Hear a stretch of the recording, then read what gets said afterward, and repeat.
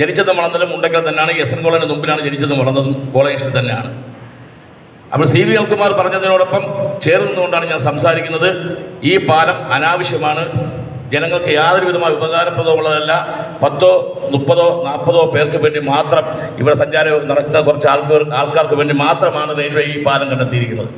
യാതൊരു കാരണവശാലും ഈ പാലം ജനങ്ങൾക്ക് ഉപകാരപ്രദമല്ല. പാവപ്പെട്ട കച്ചവടക്കാരെ ബുദ്ധിമുട്ടിക്കരുത്, സാധാരണക്കാരെ ബുദ്ധിമുട്ടിക്കരുത്.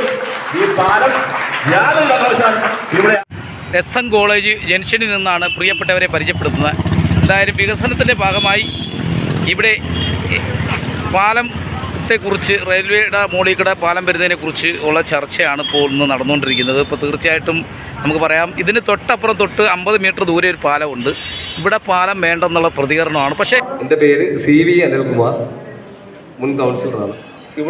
അവിടെ ഒരു മേൽപ്പാലത്തിൻ്റെ ആവശ്യമില്ലാതെ തന്നെ നമുക്ക് ഈ പ്രശ്നം പരിഹരിക്കാൻ പറ്റും.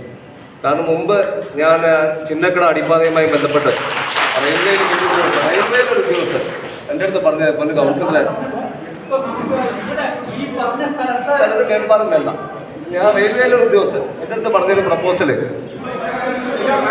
റെയിൽവേയിലൊരു ഉദ്യോഗസ്ഥൻ ഞാൻ അവിടെ ചെന്നപ്പോൾ, ഞാൻ ഇവിടുന്ന് ട്രെയിനിൽ പോകുമ്പം ഞാൻ പറഞ്ഞോട്ടെ ഞാൻ ഇവിടുന്ന് ട്രെയിനിൽ തിരുവനന്തപുരത്ത് DRM ഓഫീസിലോട്ട് പോകുമ്പോൾ നമ്മുടെ പാലത്തിൻ്റെ അടിയിൽ ഗേറ്റ് അടച്ചതിനെതിരെ സമരം നടത്തിക്കൊണ്ടിരിക്കുക മുണ്ടക്കൽ ആൾക്കാർ. അപ്പോൾ അവിടെ ചെന്ന ഉദ്യോഗസ്ഥൻ പറഞ്ഞു, സാറേ നിങ്ങൾ കപ്പലണ്ടി മുക്ക് ഗേറ്റും കോളേജ് ഗേറ്റും കൂട്ടി തന്നാൽ ഞങ്ങൾക്കൊരു സമാന്തര പാത ഇതിലൂടെ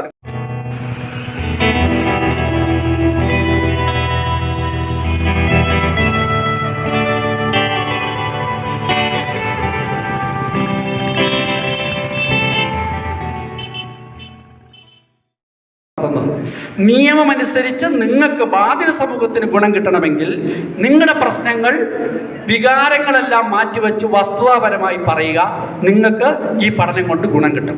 അതല്ലാതെ നമ്മൾ എന്തെങ്കിലുമൊക്കെ പറഞ്ഞാൽ ഞങ്ങൾക്ക് ഒന്നും ചെയ്യാൻ പറ്റാത്ത അവസ്ഥയായി പോകും. അപ്പോൾ കാര്യങ്ങൾ റിപ്പീറ്റ് ചെയ്യരുത്. ഒരാൾ പറയുമ്പോൾ അത് ശരിയായില്ല എന്ന് പറഞ്ഞ് അതിൻ്റെ ഇടയിൽ കൂടി വേറൊരാൾ പറയരുത്. എങ്കിൽ പിന്നെ മറ്റത് എഴുതിയെടുക്കാൻ പറ്റത്തില്ല.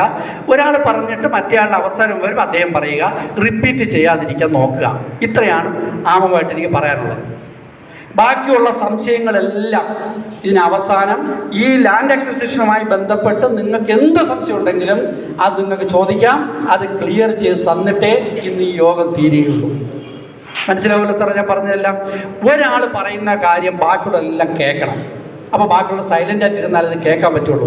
എങ്കിൽ മാത്രമേ അദ്ദേഹം പറയാത്ത കാര്യങ്ങൾ എന്തൊക്കെയാണെന്ന് തിരിച്ചറിഞ്ഞ് നിങ്ങൾക്ക് റേസ് ചെയ്യാൻ പറ്റത്തുള്ളൂ. ഇത്രയാണ് ഇപ്പോൾ പറയുന്നത്. ബാക്കി നമുക്ക് എല്ലാ കാര്യങ്ങളും അന്തിമമായിട്ട് തീരുമാനിച്ചിട്ടില്ല.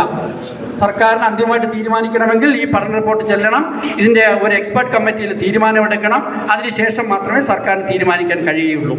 ഞാനത് വീണ്ടും പറയുകയാണ്.